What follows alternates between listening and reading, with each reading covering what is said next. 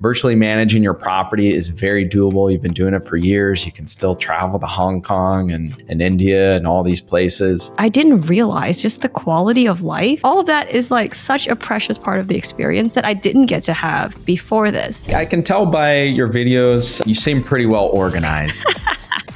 I don't know. It's a forced function. How do you stay organized with everything you got going on? This is something I had to learn to do because of how disorganized I am, and I would tend to forget things. How do you build a stress-free STR business when you have kids, a job, and zero time? In today's episode, we're breaking down a real life story. We interview Lydia and unpack her journey, her systems, and the lessons she wishes every host knew from the start. There's a lot of gold nuggets, a lot of tips in today's episode, things that I never thought of even after over a decade in the short-term rental industry and managing lots and lots of properties. So stay tuned. You are not going to want to miss this one.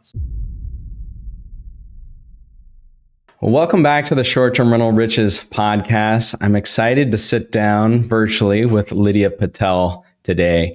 She has a fascinating story. She is a busy mother. She has a full-time job, but she is, of course, also in the real estate world. She has her own short-term rental. She used to have another one. And so she's got a lot of things going on. She also has a fantastic YouTube channel. If you haven't seen it yet, head over there and check it out. Excited to chat with you today, Lydia. Welcome to the show.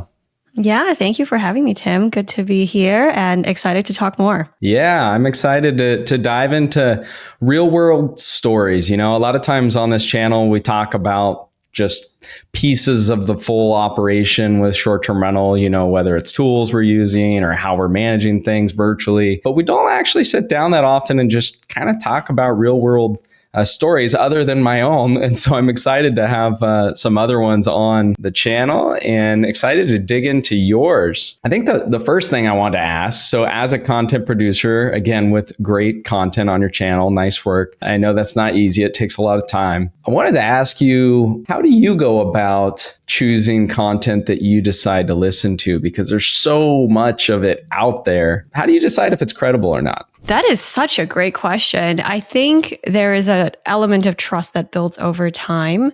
For me, I am almost 100% only looking at long form content because I like the nuance and the way someone can go in depth about a specific topic and you can hear their entire thought process. Like, I don't want just the list of what to do. I want to know, how did you arrive on that list? Why do you think this?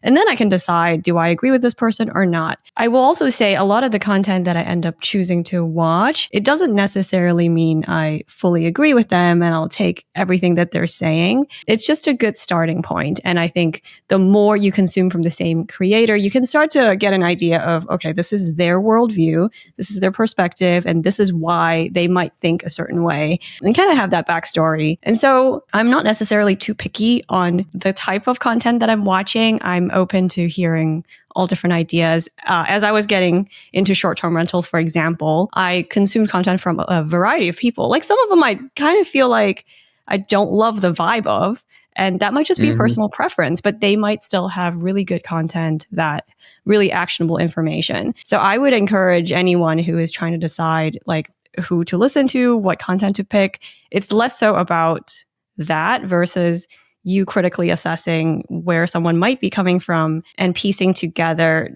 different items from different people, hearing the different perspectives and forming your own opinion. Yeah, some great points there. I think that, you know, one that certainly the more we listen to someone, talk to someone, I mean, trust is built over time and consistency, basically.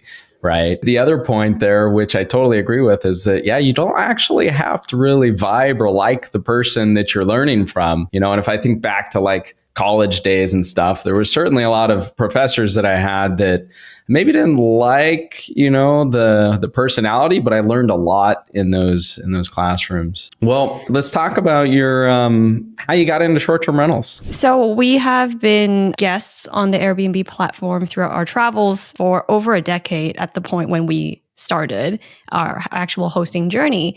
We never really thought to do the hosting side of things, but we happened to actually have a guest house in our backyard that we did not build for Airbnb. It was built for my parents when they come stay, for our friends when they come visit.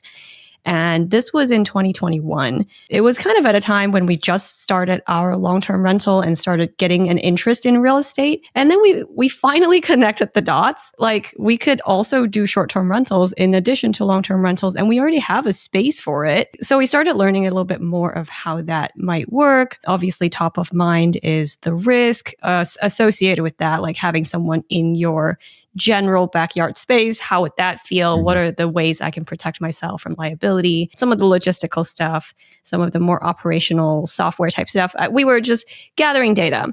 It all sounded like very doable, honestly. And so we took the plunge. We figured, you know what? We'll just try it out in this backyard format. Worst case scenario, it doesn't make any money, but we get a great excuse to renovate, put up some pictures finally. We've lived here for years and just never fully decorated the space. Best case scenario, this is money we can put towards other things. It provides cash flow. So we put that up on Airbnb, and it was a really successful thing. It also kind of coincided with the pandemic. Where people couldn't travel a whole ton. And so just the escape to a tiny house somewhere, even though it's in someone's backyard, was kind of a retreat that people were looking for. It turned out to be good revenue, and we did it for a few months before it was the summertime, and we would use the backyard a bit more. We just didn't want folks infringing on that privacy or we being too loud for guests who are staying there. But that ended up being a really good kind of pilot for exploring more short-term rentals. Now that we know how to do it and learn some pitfalls of, managing the space, sped up some of that initial learning curve with an easy test subject, then we figured, you know what, let's look at different markets. Let's look at other places that we might want to travel to as a family. Wouldn't it be really nice to have a second home, a vacation home that is also funded, plus maybe offers some additional cash flow and appreciates over time and offers some diversification to the portfolio? So we started looking around to places that we might like to go. Since we're in Minnesota, we looked at warm places to escape to during the winter. And so naturally, like Texas, Florida, those came up. We studied a few different markets and then eventually landed on the northern bits of Florida, kind of by the beach. It's a very family-friendly area, less spring break party crowd than parts of Florida. This seems suitable for us. And we honestly just went with what we would enjoy as a family. And when we travel, we bring grandparents, we bring friends. We're usually a giant group. And so that's kind of how we narrowed down our search on like what size of house, what amenities we want, how close to the beach, and also kind of helped us identify what our target demographic is. Ideally, someone who has similar needs to us. And yeah, that's kind of how we narrowed down our initial search. Obviously, it's supported by numbers. We analyzed a lot of data on AirDNA and compared it to Price Labs and did a lot of that background numbers running. Yeah, after a few months, we got a property, and it's been 3 years. It's been 3 years since we've done it, and it's been great. Time's flying. Time is flying. I know. I kept, like, after that one, we kept saying, oh yeah, we're going to get another one, but we haven't rushed into it quite yet. We just haven't found another market that we are like really itching to travel to, because I think for us, the enjoyment of it is such a big thing. I think obviously as a business, it's making money. Like that part is nice too. But I found that just personally, that hasn't really motivated me to keep looking. It's the enjoyment piece that really gets me going and thinking, imagining, what kind of place we can get. Enjoy it and enjoy together with family. That's awesome. Well, I mean, short-term rentals are really an awesome segment of real estate. I was in traditional long-term rentals. I still am today, but when I first got into short-term rentals, like they're just more fun. That was part of it. Like I was staying in them, traveling. I know you've traveled a ton, so we're going to jump into that a little bit as well. I'm curious though, a lot of the places that we want to travel to and that we see ourselves enjoying and with our families and staying there don't always make for the best investment market. So you mentioned that you were going through AirDNA and all that. How much of this acquisition was like investment based versus personal based? Yeah, I think jumping back to where I was in picking a market, the reason we ruled out a lot of California. We would love to have a place in San Diego, but just from a regulatory standpoint, that's not a possibility. Honestly, we love a lot of West Coast. It just doesn't work on the numbers. It is maybe initially based on family interest kind of focus, a vacation focus, but then the final narrowing down of which market to go with, that one is purely number based. Even though we really want a vacation spot for ourselves, if it can't be supporting itself and making money on its own, then that's not really a business. That can't be supported as a business decision. And at the end of the day, it still needs to be a good investment. Well, you mentioned you're in Minnesota and the property is in Florida, which last time I checked is not very close to Minnesota. So, we talk about virtual management a lot on this channel, but I'm curious how that has been for you as a mother, as someone that's working almost full time, it sounds like, in the pharma industry. How have you found that virtual management process? Maybe in the beginning and how it is now for you? Yeah, I think in the beginning, we definitely made a bunch of mistakes because we were beginners. And even though we did host our tiny house for a little bit and have some of that background knowledge, it was still a lot learning different things about even just different states, right? We've never lived in Florida. So I'll give an example of just even the utilities, right? Here we just have public utilities. You plug it in to the service people and it's all done. There it's like private gas tank rental companies, which I had never heard of. I didn't know that could be a thing, that you need to figure out which company owns your gas tank and you're leasing from them and they come and fill it. It's just one of those many seemingly small bits of learning curve that we had to figure out. And it's a little bit harder from afar to figure out, where is this gas tank? I don't know. I'm not on the property. What we really relied on is we found a local assistant and we found him through Upwork. And our main thing is just having this available person on call locally. And he happens to, be like one of these really responsible dad figures that just like is really handy, knows his way around houses. He audits for insurance companies. So there's that bonus. Yeah, he's been instrumental in helping figuring out those pieces that really just can't be managed remotely. For anyone who's looking to do this, I think this has been really a lifesaver for us for those mistakes that you end up making somehow. Otherwise, I'm sure you talk about this all the time on your podcast. There's all sorts of software and really the bulk of the work, like the messaging, the pricing adjustments, all of it is done remotely anyway. You're doing this on your phone. So most of it you really don't have to do in person. And that aspect has been fine. I think that has been fairly streamlined and easy. I will also add, because of our market being in Northern Florida, in a fairly like vacation rental heavy area, that the cleaners, the handyman, they are used to working with short-term rental owners. So just us giving them a door code to enter a place, like no one is freaked out by that. Everyone's just used to this is how things are done. When they're done with their work, they automatically send me messages. It's not even something I have to communicate. I think if you were to set up shop in a different place where this is less common of a practice, there might be a little bit more of an up ramp in explaining what you need. Case in point, like here in Minnesota, when we did this tiny house, even in person, it was so hard to communicate to a cleaner. Like, no, this is not like a bi-weekly cleaning thing. I need you whenever the calendar requires. There's just a different level of work depending on your market too. Great points there. And yeah, there definitely is a difference between long-term, housekeeping and short-term rental housekeeping. There's a lot more details, a lot more things that we got to look into. You mentioned that you found your sort of handyman assistant on Upwork. We've used Upwork a lot in the past, and a lot of the other virtual places where you can find contractors. But I never thought of Upwork actually as a place to go for someone, I guess, in the US. Maybe that sounds crazy, but I was kind of thinking that it was more like international. So you had good success using Upwork. I did. And it's funny you mentioned that because I also use Upwork for like an assistant from another country to help with my content, do other things. So yeah, when we tried to look for an assistant locally, it definitely took a lot of filtering out by location and talking to people. But yeah, it can be done. And there's actually plenty of people up there. I don't remember exactly how I found this person. I just kind of posted a gig that says this is, on call, we'll pay you every week regardless. A bunch of other people applied. I think there's also general interest in real estate. And so perhaps the hope from the applicants is that, hey, this might be one way I can learn a little bit about this business without having, my own risk, own property on the line. I can tell by your videos and just the fact that you've got multiple things going on in life that you seem pretty well organized.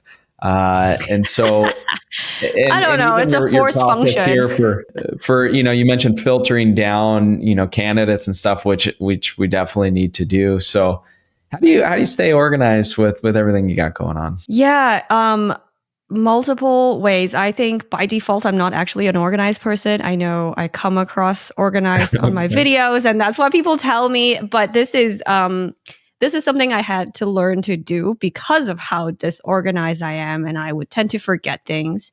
For general life, there's this app called Structured app, and it helps me plan out my days. And the thing I like about it is that once you've planned out your day in advance, like down to like, at this time, I'm going to be doing these to-do items, you don't think about it the next day. It's set in motion. You get reminders. Okay, now you're getting up to make coffee before you have to go get the kids. Or now you're going to go start recording your video because you have exactly this number of time. That has been a game changer for me in terms of like, as a parent who's working and has side hustles, there's just always too much to do. And a lot of time is wasted in the deciding of which thing to do amongst the 100. And so setting it up in an app has really helped me. And then the other thing I will say for my, just for my short-term rentals, I have learned throughout my hosting journey that there are things I love, like messaging with the guest or interior design elements or studying pricing, doing stuff on the computer. That stuff I like and I'm good at. There's stuff that I'm terrible at, like remembering to change a water filter or like remembering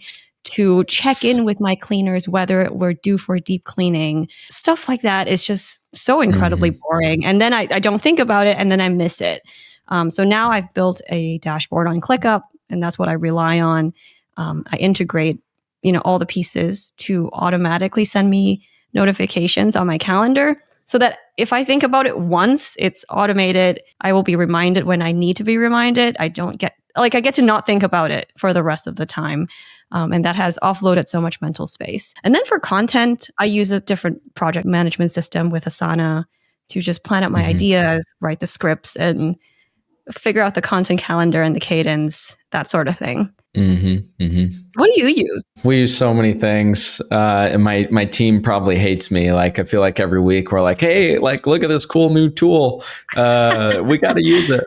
So we use all kinds of things, but I would say from like a productivity or organization standpoint, one of my big go-tos is Notion. Not sure if you've used that one ever before, but the way I explain it to people, it's basically like a visual dashboard that connects all the places you would store notes or store files. So like it's connected to Google. They even connect it to your email now, and it's just got all kinds of connects to Slack. We use Slack a lot for our communications and stuff with our team. But yeah, we use a whole bunch of programs. Well, let's see here. So you mentioned that the assistant that you hired. I'm curious, how'd you go about the housekeeping side of it? Did you also use Upwork for that, or did you?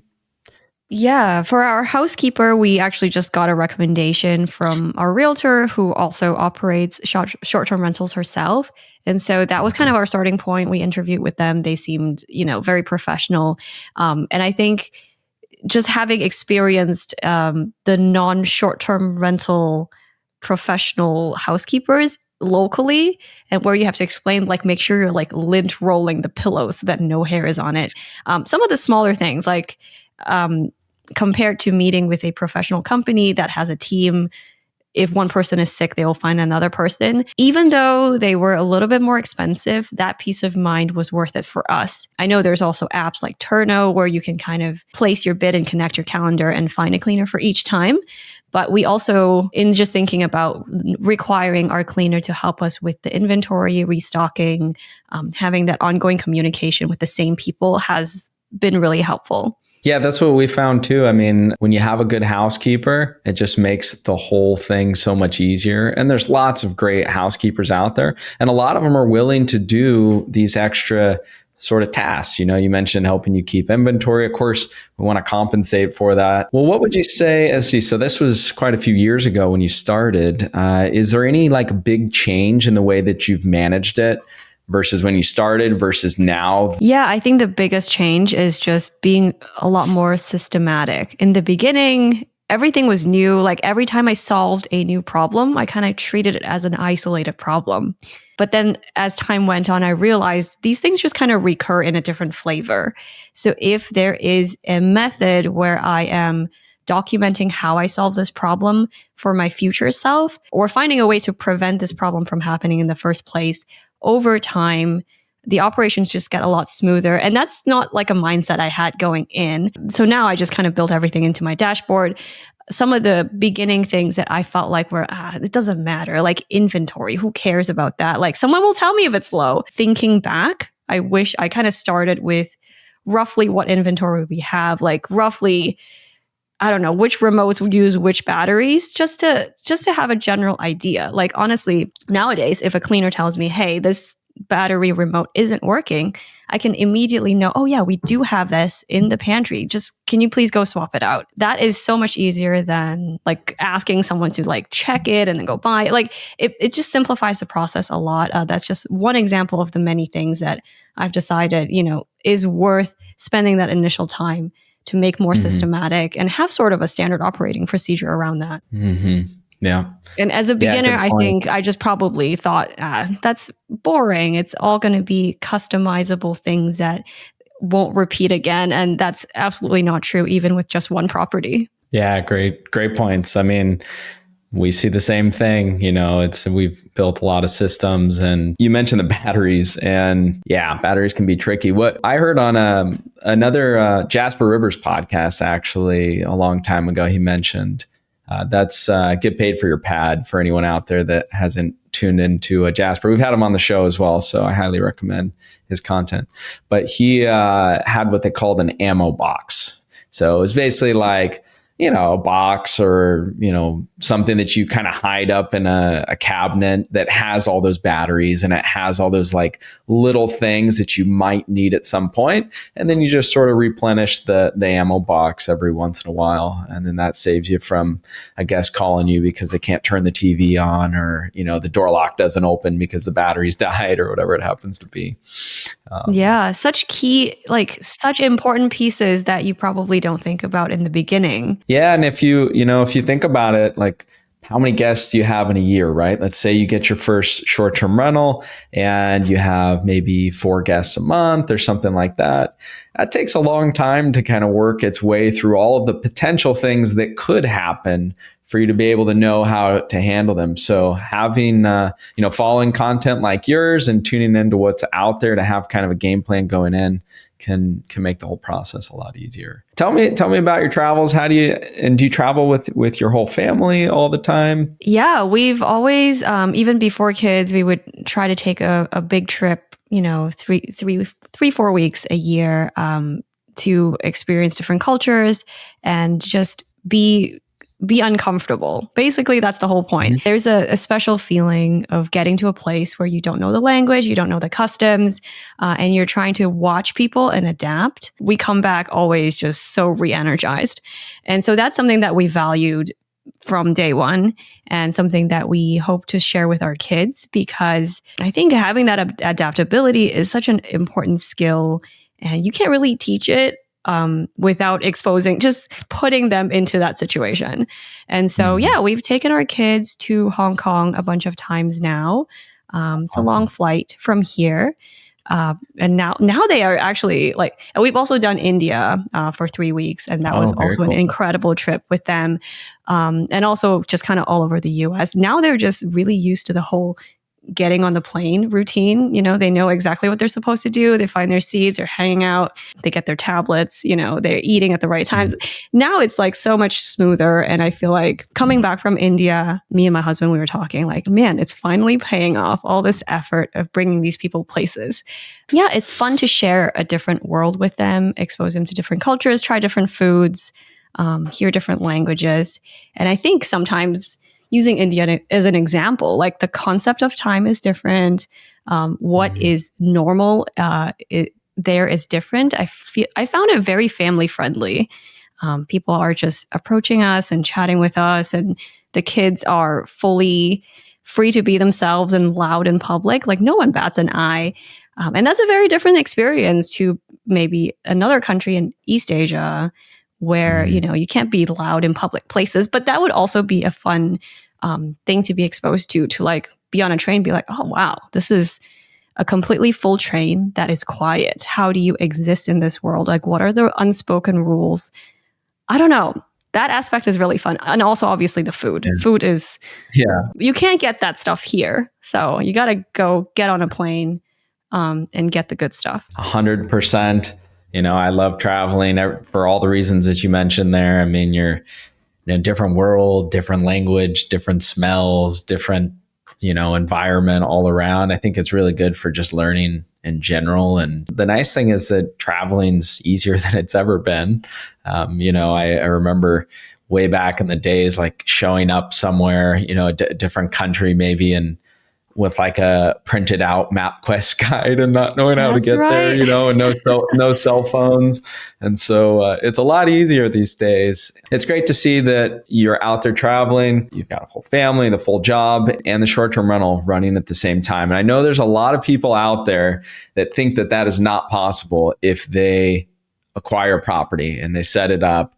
Or that it'll be more challenging than it actually needs to be. So what would you say for some of those people out there that haven't quite pulled the trigger? They've wanted a short-term rental for a while. Maybe they already know exactly where they want it, but they're just a little intimidated maybe. Yeah, I will encourage anyone, obviously, run your numbers, make sure it actually works financially for you, that this is not going to add stress to your life, that like on a financial sense, because it will add some level of stress operationally. You are learning something new. You're going to make mistakes. It is kind of intimidating. You do have this property that you need to maintain that's far away, and there are going to be things that you can't predict. But I think kind of just accepting that is going to happen. I have definitely on many occasions felt like a complete idiot. And I'm like, oh my, how did I not know there were 2 ACs in this house and only been maintaining the one? Like, you will have moments like that, but you will also get through them. You will learn from them, and you will now figure out, this is how I'm going to prevent this from ever happening again in the future. All these mistakes are recoverable. And as far as like the other part of this whole process being intimidating, I have learned all of this kind of just watching videos and watching other people's like podcasts and getting information that way. It's definitely very doable just from a self-learning standpoint. Obviously, you can reach out to people if you need help. There's other ways you can get additional assistance in that process as well. But having self-managed this whole time, it's very doable. And then lastly, I will add, if you have all these other things going on, like kids and work, and you want to maintain your travel, we haven't found it to be that big of a deal. Like, the quantity of hours that you're actually spending on it is not crazy. The difficult thing comes with maybe the unpredictable times of when this would happen. I think I recently gave an example of like, I don't know how I'm always getting these guest messages when we're on like a long road trip and my husband is driving and listening to his podcast, so he's not looking at the messages, and I'm in the backseat taking a nap. And that's like 100% when we would get like a random problem coming up. So you can't predict when this will happen. But if you have systems in place, for example, when we go on a really long trip, we let our local assistant know, because we would be on a different time zone. Obviously, messages would be on a lag. It's helpful to have like a backup person. Also, it has been really helpful to do it with a business partner. In this case, that's my husband. But if you have another person that can offload some of those tasks and maybe they can utilize their strengths where you focus on yours, that really helps lessen that load and that learning curve a little bit. Yeah. And as much as we'd like to fully disconnect, that is a challenging piece, right? People go on vacation the same times. A lot of times we want to go on vacation, or they do it on the weekend, and you just never know. You never know when the phone will ring. But having those systems in place, as you mentioned, makes the whole process smoother, ensures the guest experience is better, which we know the better the guest experiences you can offer, the better reviews you're going to have, and the more money you're going to make with your property, because that's how your property shows up on the listing sites. The more reviews and the better they are, the more visibility you have. Awesome, Lydia. Well, hey, thank you so much for coming on the show. It's really great. I always like hearing everyone's stories, and also another story that's proof that virtually managing your property is very doable. You've been doing it for years. You can still travel to Hong Kong and India and all these places without things falling through the cracks or, ruining your vacation. I like to ask everyone that we have on the show, the name of the podcast is called Short-Term Rental Riches, but a lot of times when people think of the word riches, they think of it just like in the financial sense. And so I'm curious if you have any sort of habits or anything you've changed in your life recently that's enriched your life in a non-financial way. That's a profound question. This is going to sound super cheesy, but it's like in the day to day. Like recently, if I've scaled back hours from work, just from a little bit with help with income from YouTube and from our real estate. And I didn't realize just the quality of life that I am now able to go drop off my children at school and pick them up from school. Just hearing about their day immediately, or even just like getting that sassy, like I'm getting into the car, I'm dropping my backpack off and I'm just immediately chatting with my sibling and ignoring mom. Like all of that is like such a precious part of the experience that I didn't get to have before this. And so I think that is such a big piece. I think travel we've kind of talked at length about, but that is another big thing that I would say is an enrichment in my life. For sure. Yeah, it can be a game changer, a life changer. Well, awesome. Well, you've got an amazing YouTube channel. What's the best way for people to find you, follow you? On YouTube, I am just Lydia Patel. And on Instagram, I'm at Lydia Patel with like 3 L's at the end. And yeah, on Instagram, I post mainly like just personal fun stuff that I come across. YouTube is where all of my more educational, useful content goes. So yeah. Awesome. Well, thanks so much. Great tips today. And yep, if you're out there and you're not yet tuning in to Lydia, make sure you check out her channel. And hopefully we can do this again sometime in the future. Thanks, Lydia. Yeah, it was great chatting with you, Tim.